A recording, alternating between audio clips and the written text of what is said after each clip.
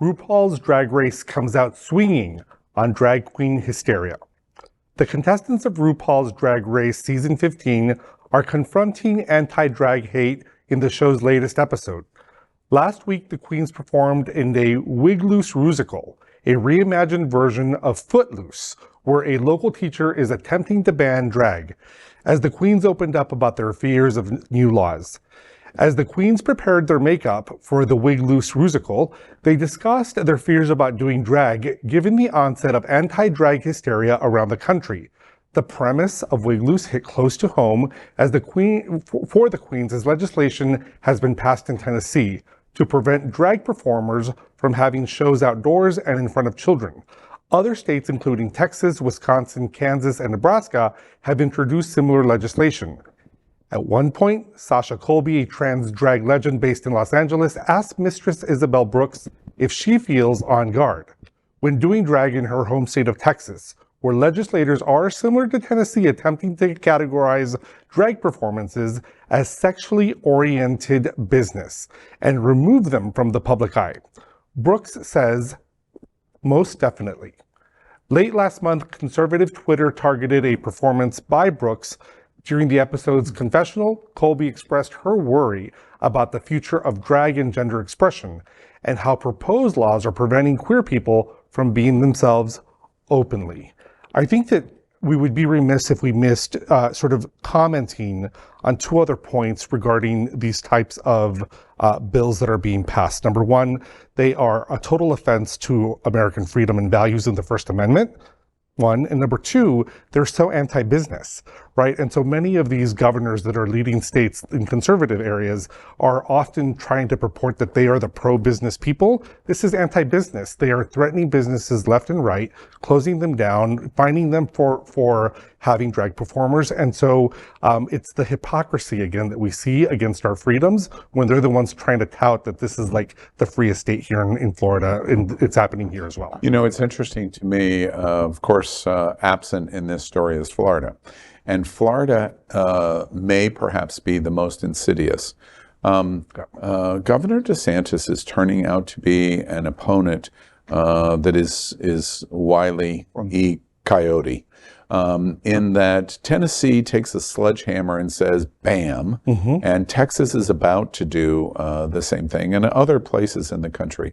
His approach is much more insidious. He is focusing on the alcohol, the legal alcohol aspects of a drag performance with children.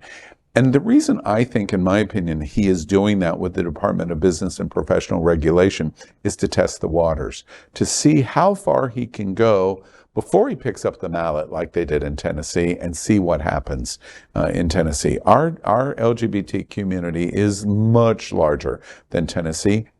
Our drag performance community is a giant compared to Tennessee.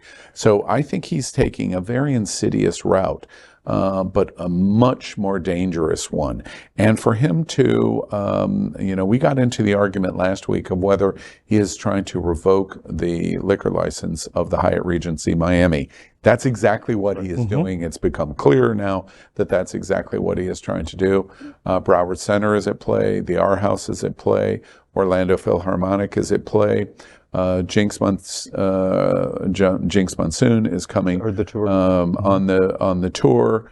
Seminole Hard Rock is at play now with the national tour, and not only anti-business, he's coming in from a standpoint of being very sophisticated in his attack of creating fear and threat. But to speak to the show, the episode of RuPaul itself, that episode was, I thought, fabulous. And I thought it was one of the best musicals ever.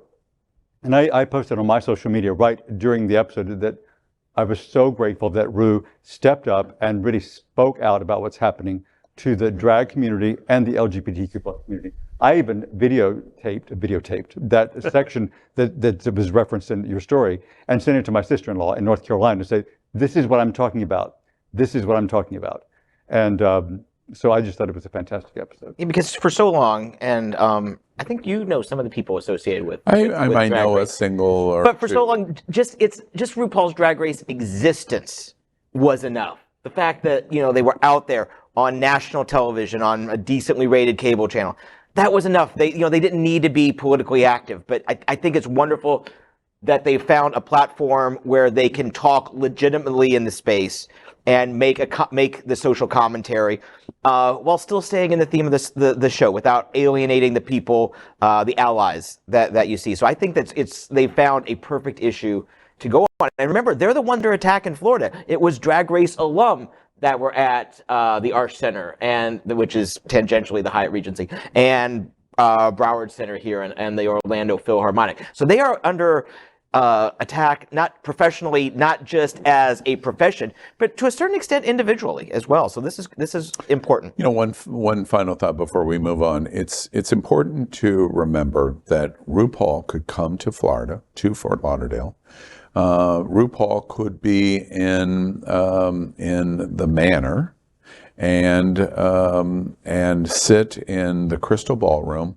And there could be children present, and RuPaul do a drag queen story hour and start in book 1, chapter 1, in the beginning, God, and then read from that book.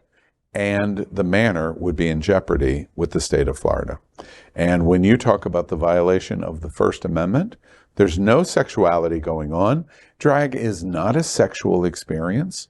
It is. And RuPaul, over the course of 30 years, especially coming to prominence in 1994 in the VH1 show, like gay, hate gay, whatever it's been, RuPaul has not been the focus of hate for nearly 30 years until this culture war match is lit.